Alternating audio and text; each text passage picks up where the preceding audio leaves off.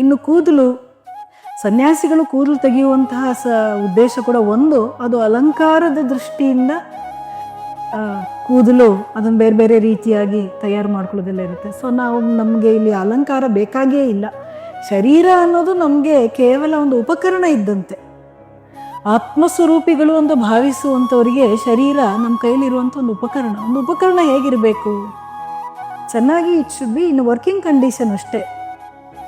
ಈಗ ನಿಮ್ಮ camera ಇಟ್ಕೊಂಡಿದ್ದೀರಾ, camera ಅದು ಏನು ಮಾಡಬೇಕು ಅಷ್ಟೇ ಮಾಡಬೇಕು. ಅದಂತಿಲ್ಲ ಕ್ಯಾಮ್ರಾಗ ನೀವು ಅಲಂಕಾರ ಮಾಡುವಂಥ ಅವಶ್ಯಕತೆ ಇಲ್ಲ, ಹೌದಲ್ವಾ? ನಮಗೆ ಶರೀರ ಮನಸ್ಸು ಅಂತ ಹೇಳೋದು ನಮ್ಮ ಕೈಲಿರುವಂಥ ಉಪಕರಣಗಳು. ಇದನ್ನು ಆರೋಗ್ಯಪೂರ್ಣವಾಗಿ ಇಟ್ಕೋಬೇಕು. ಏನೇನು ಮಾಡಬೇಕು ಆ ಕೆಲಸಗಳಿಗೆ ಇದರಲ್ಲಿರುವಂಥ ಸಾಮರ್ಥ್ಯವನ್ನು ಬೆಳೆಸ್ಕೋಬೇಕು ಅಂತ ಅಷ್ಟೇ ಇರುತ್ತೆ. ಹಾಗಾಗಿ ಇದಕ್ಕೆ ಅಲಂಕಾರದ ಕಡೆಗೆ ಗಮನ ಇರೋದಿಲ್ಲ.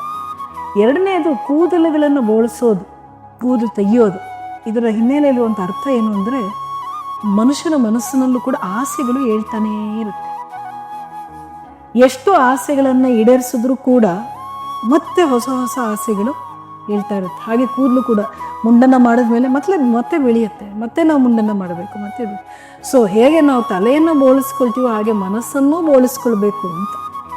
ಆಸೆಗಳಿಂದ ನಾವು ದೂರ ಇರಬೇಕು. ಯಾಕಂದರೆ ಈ ಆಸೆಗಳ ಪರಂಪರೆ ಮುಗಿಯುವಂಥದ್ದಲ್ಲ. ಹುಟ್ಟಿನಿಂದ ಸಾಯುವವರೆಗೂ ಕೂಡ ಮನುಷ್ಯನಿಗೆ ಒಂದಲ್ಲ ಒಂದು ಆಸೆ ಇದ್ದೇ ಇರುತ್ತೆ. ತಮ್ಮ ಆಸೆ ನೆರವೇರಿತು ಅಂದರೆ ಮಕ್ಕಳ ಕುರಿತಾಗ ಆಸೆಯನ್ನು ಪೂರೈಸ್ತು ಅಂದರೆ ಮೊಮ್ಮಕ್ಕಳ ಕುರಿತಾಗಿ ಬರುತ್ತೆ ಅಲ್ವಾ? ಇನ್ನೂ ಸ್ವಲ್ಪ ಹೆಚ್ಚು ಕಾಲ ಬದುಕಿದ್ರೆ ಮೊಮ್ಮಕ್ಕಳು ಮದುವೆ ನೋಡಬೇಕು ಅಂತ ಆಸೆ ಪಡೋರು ಇರ್ತಾರೆ, ಕೇಳಿರ್ತೀರಿ ನೀವು, ಹೌದಲ್ವಾ? ಇದು ಮುಗಿಯುವಂಥದ್ದಲ್ಲ. ಸೊ ಒಬ್ಬ ಸನ್ಯಾಸಿ ಮೊದಲು ಆಸೆಗಳಿಂದ ಅವನು ಮುಕ್ತನಾಗಿರಬೇಕು. ಹಾಗಾಗಿ ಈ ಕೂದಲನ್ನು ತೆಗೆಸ್ಕೊಳ್ಳೋದು ನಮ್ಗೆ ಯಾವಾಗ ನಾವು ಕೂದಲು ತೆಗೆಸ್ಕೊತಾ ಇರ್ತೀವೋ ಆಗೆಲ್ಲ ನಮ್ಮ ನೆನಪು ಮಾಡಿಕೊಡುತ್ತೆ ಏನು